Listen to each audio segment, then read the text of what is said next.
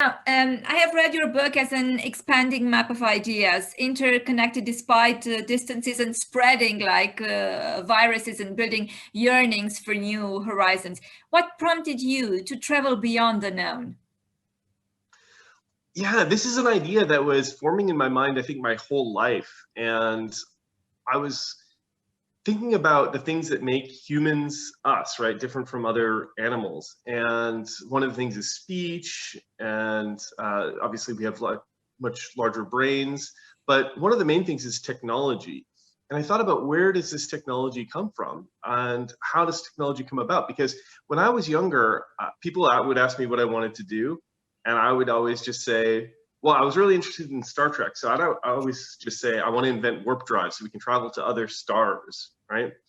And I wasn't actually all that interested in the progression of technology and how it came about, but it slowly occurred to me over the years and reflecting on it that the way we develop technology is by challenging ourselves. So by constantly trying to do that next thing, we develop the technologies that enable us to do more and more and more. And this is how technology has always come about in human history. We challenge ourselves. We set a goal first. We always set the goal first. And then in figuring out how to achieve that goal, we develop all this technology, and we can apply that technology to all kinds of different things. And so I think this is really the story of how technology evolves. And exploration is one of those huge driving forces in human history that really has given us a lot of this technology. What was the most important thing you learned about the world while writing this book? Well, the most interesting thing, I think, was how interconnected the world was, really. And Indeed. humans have always been explorers. Ever since, we started out, we were chasing the migrating herds of animals. And we were trying to figure out, what is over the horizon, what's across that lake, what is on the other side of that, because maybe there's new resources, new sources of food, new tools we can use, new materials. And humans just have always been curious, and this has been one of the real assets we've had that has enabled us to survive. And so just this sense of how we've always been driven by this goal to find out something new, and how interconnected this means we were. I mean, one of the things that I found super fascinating was I wanted to find out, what it would feel like to be someone who lived 2,000 years ago or something like that, like a Roman, for example. What would a Roman think about the world? What would they know about China? What would they know about Africa? What would they know about how the world looked and how it was connected? And it turns out that probably a lot more than we would normally think. And people had pooled their knowledge a long time ago. One of the first maps of the world was created in Alexandria by Eratosthenes, who was fascinating and developed all these things, including our dating system. And someone 2,000 years ago really had a pretty good sense, at least in Europe, say they would have a pretty good sense of what the world would look like, at least the old world without the Americas. And that's really fascinating, I think. Yes, I totally loved, including the way in which you dismantle all kinds of cliches. I mean, we have this tendency to consider, I don't know, words thousands or hundreds even of years ago, so, I don't know, antiquated, and it was not. They were much, much closer to our ways of thinking than we imagine. Absolutely. If you walk through the streets of Pompeii, which is really cool in Italy, if you go to the old Roman city of Pompeii, you kind of come to this realization that they were pretty much similar to us, right? Like the people, they like the theater and they like the bars, and they have they have dogs, they have all the kind, they were not really that different from us, really. Just Yeah. the main difference is just their technology. Now, we speak a lot about mythology and spaceships and Marco Polo and Elon Musk and Columbus's Santa Maria and Voyager 1, for instance. Now, humanity didn't change that much as we've discovered, especially in terms of longing for adventure and discovery. What did change, however? Well, the main thing that changed is the tools that we developed along the way. So, I mean, this is one of the main points is, we often embarked on these expeditions when they were right at the cutting edge of our technology, right? And the point is that you can't really wait for the technology to come about before you do something. You have to set a goal and then develop the technology to do it. And this is why, it's really important to have visionaries like Elon Musk, for example, who sets a goal of going to Mars, and then they develop the spaceships to do it. And it's just through that trial and error process. It's really the evolution of technology. You can almost say that technology really is exactly like a biological evolutionary process. You try something, and if it works, people do it, and they do it more and more. So it's this idea, it's almost like a mutation. And if it works, then it's accepted and propagates. And so people copy the other ideas and technologies. And if it doesn't work, then they don't do it anymore, and then it doesn't survive. And so it's pretty much the development of technology is this trial and error process brought about by these challenges. And one of those main challenges throughout human history has been exploration. Yeah, it is a history of technology as well as a history of many other things, of exploration, as you said, of adventure and so on. And I love the fact that you speak about how the world and human knowledge are actually accelerating if we are to view them in the larger context, in the larger frame of the history of the planet, let's say. Now, what do you think this acceleration will bring about for future explorers? Well, it's almost hard to predict. So I generally almost don't like making too many predictions about the future, but I found myself in the position where I was trying to do that, which is really interesting. But yeah, as you say, there is kind of this acceleration of technology, at least in certain areas. One of the things that did strike me is, we've had massive changes in technology and computing, right? In miniaturization of computers, we're talking on now electronic devices that 30, 40, 50 years ago would have been almost unimaginable, but like Star Trek, pretty Short much. period of time. Yeah. Yeah. Yeah, even shorter. Yeah.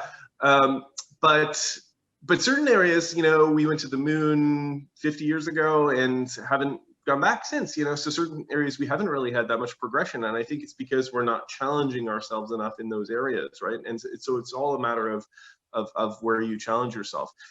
So what will change? So I think human lifespan will expand in the future. We're making a lot of strides in figuring out human aging, obviously technology. The question is, what is the ultimate purpose or goal or outcome, really? Will we kind of merge with our technology and all have computer chips in our brains, or become computers, or upload our consciousness into a computer?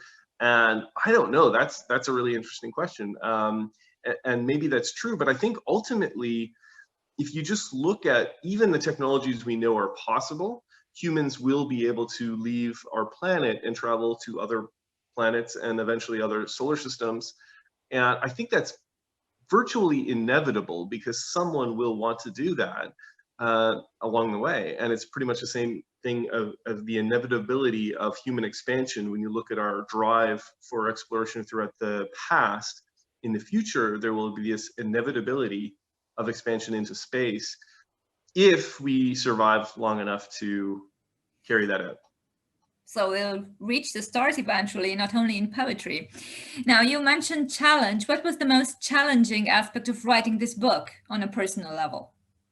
Well, so the book, in some sense, is almost a view into my inner thought process and monologue. I really think a lot about history and really think a lot about these kind of ideas. And for me, it's almost writing what was in my heart. It was actually really easy to get the kind of ideas out there. But I think the writing process is always, you just have to challenge yourself to do, you have to force yourself basically to sit down and write. So I think that was, to get it all out, and then you can kind of work on it. But I have to say that I'm not sure I enjoy writing so much, but I definitely enjoy having written something, and I enjoy the creative thought process behind it, for sure.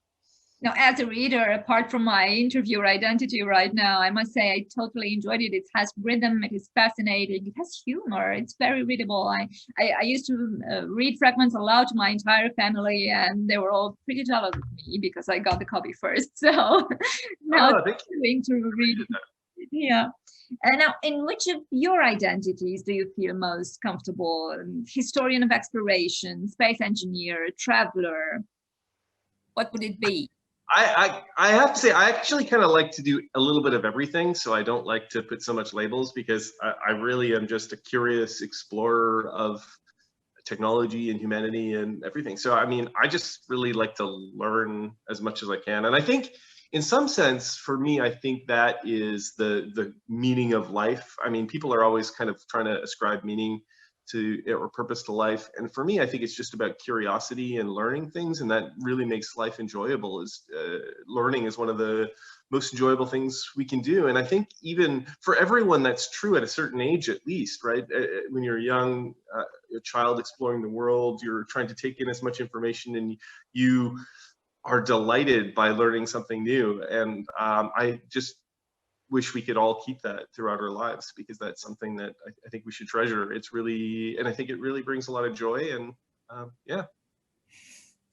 Now, we have all have been more or less confined during the last year. How will this isolation affect our innate desire to travel in the years to come? What do you think? Are we going to grow more reluctant, or on the contrary, are we going to crave for more and more discoveries to make up for the lost time?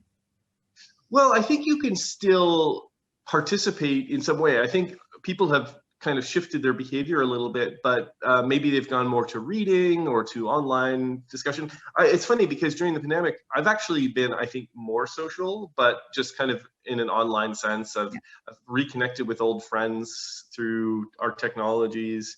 But I'm definitely, actually, one of the things that I'm most looking forward to, that I've missed the most, is traveling, because I really enjoy traveling a lot. And something that strikes me is, we have the technology to kind of virtually travel almost anywhere. You could take a visit to Rome or some other city kind of from your couch on the weekend through your technology, but people don't really do that. And why don't they do that? It's very strange, right? And I think it's because there's something really important about being there, right? And being there yourself.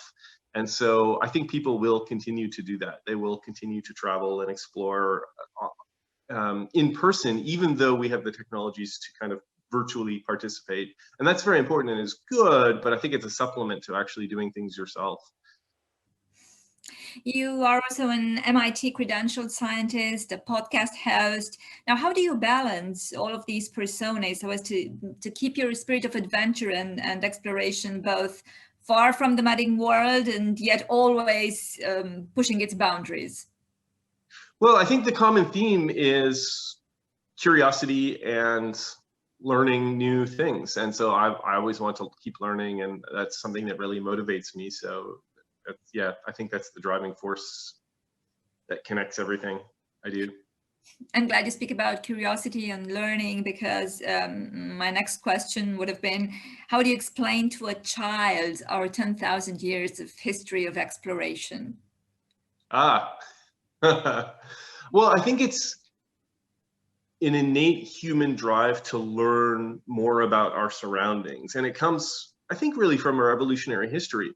So humans, most animals are very specialized in a particular type of food source or a particular type of behavior. Humans are generalists. Humans are generalists in our food. We can eat pretty much anything, right? We can eat pretty much any type of plant or animal.